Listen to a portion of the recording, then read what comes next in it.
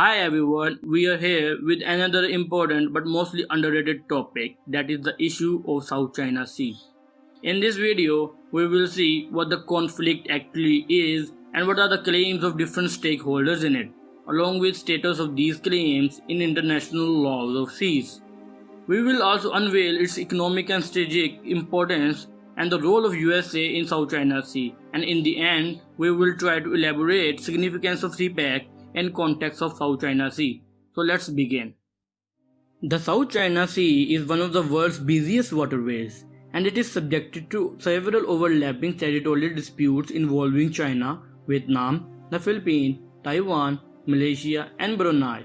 The conflict has remained unresolved for decades, but it has emerged as a flashpoint in US-China relations in Asia now.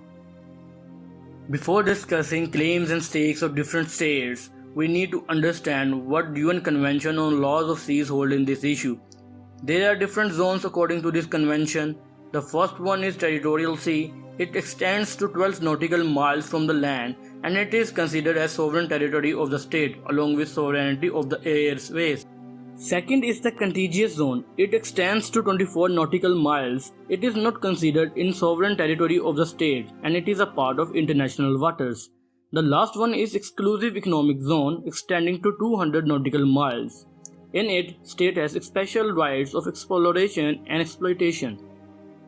Now let's talk about claims in South China Sea. China claims more than 80% of it, while Vietnam claims sovereignty of Paracel Island and Spratly Islands. The Philippines asserts ownership of Spratly Archipelago and Scarborough Shoal, while Brunei and Malaysia claim sovereignty of southern part of the sea and some parts of Spratly Islands. Over the years, the claimants have seized control of different sea features, including rocks, islands, and low tide elevations. China's 9-dash line is a geographical marker used to assert its claims. It stretches as far as 2,000 kilometers from Chinese mainland, reaching waters close to Indonesia and Malaysia. In this map, the line in red is the Chinese claimed 9-dash line. You can see it is passing through the exclusive economic zone of Philippines, Malaysia, and Vietnam. However, this claim line is not in line with UN Convention and it is considered as illegal. Now, we will see the significance of South China Sea from different perspectives. The South China Sea is a key commercial passage connecting Asia with Europe and Africa, and its seabed is rich with natural resources. One-third of global shipping, or a total of $3.37 trillion of international trade, passes through the South China Sea, and about 80% of China's oil import arrives through Strait of Malacca in Indonesia and then sails across South China Sea to reach China. Moreover, the US Energy Information Administration estimates the area contains at least 11 billion barrels of oil and 190 trillion cubic feet of natural gas. Along with this, the South China Sea accounts for 10% of world's fisheries, making it a key source of food for hundreds of millions of people. Now we will analyze stakes of US in South China Sea. US has wide-ranging security commitments in East Asia and it is allied with several countries bordering South China Sea, such as the Philippines, Singapore, and Vietnam. Furthermore, the South China Sea is a vital trade route in global supply chain used by American companies who produce goods in this region. Although the US does not officially align with any of the claimants, it has conducted freedom of navigation operations designed to challenge what Washington considers excessive claims and grant the free passage of commercial ships in its water. Similarly, during the summers of 2018, British and French forces conducted similar operations in the disputed waters.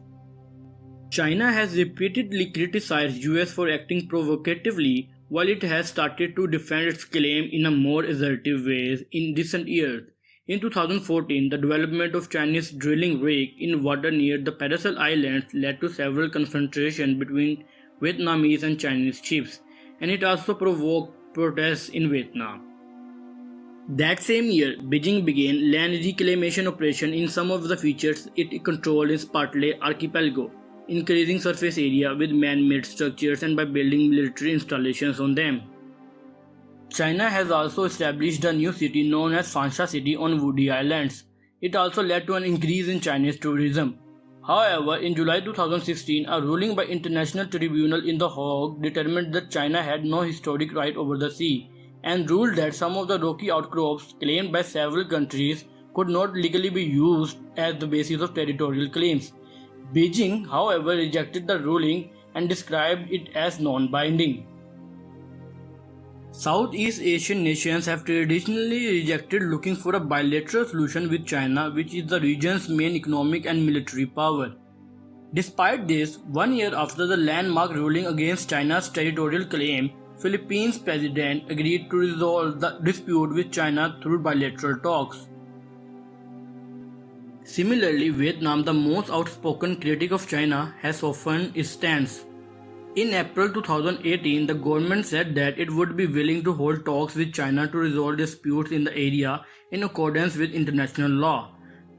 Moreover, ASEAN has been working with China on an official code of conduct to avoid clashes in the disputed region. A binding agreement has been discussed for years to little avail, but in August 2018 it was revealed that all parties had agreed on a draft. Now let's talk about significance of CPEC in context of South China Sea. The China-Pakistan Economic Corridor is an important part of China's grand regional initiative known as Belt Road Initiative. If completed, it has potential to change geopolitical and geo-economic landscape with greater connectivity of infrastructural projects including road, ports, railways, pipelines across Asia, the Middle East, Africa, and Europe. As China's all-weather partner, Pakistan has potential to serve as a nexus for two routes comprising of the BRI and 21st century maritime Silk Route, and thus Beijing describes CPEC as flagship project. Bilaterally, this grand project could help Pakistan integrate more deeply into regional economy and elevates Islamabad's standing in South Asia, while extending China's strategic influence from South China Sea to Indian Ocean and Arabian Sea. The Gwadar port would prove to be the last resort for China to survive if a war erupts in South China Sea. It will act as the only shock absorber in that case by giving China access to Persian Gulf for crude oil imports. For an oil-hungry country like China, a long-term closure of the South China Sea route for one reason or the other would present a worrisome economic and political scenario. China should keep it in mind that if a war erupts in the South China Sea, its citizens will starve if Pakistan denies her access to Gwadar port. And that's all about the South China Sea issue. We will be back with more such interesting topics, so stay tuned and keep watching. In the comment section below, let us know what do you think about all this.